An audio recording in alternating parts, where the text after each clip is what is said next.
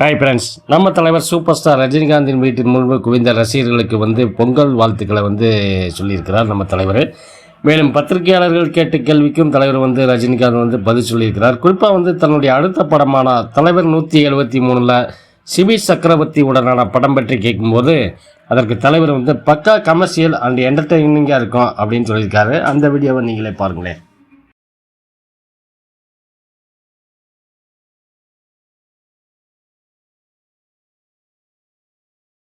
என்னுடைய பொங்கல் நல்வாழ்த்துக்கள். எல்லாரும் நல்லா இருக்கணும்.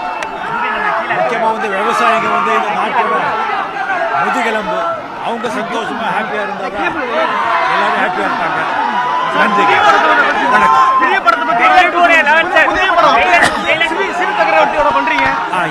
ஏப்ரல் ஸ்டார்ட் ஆகுது ஷூட்டிங்.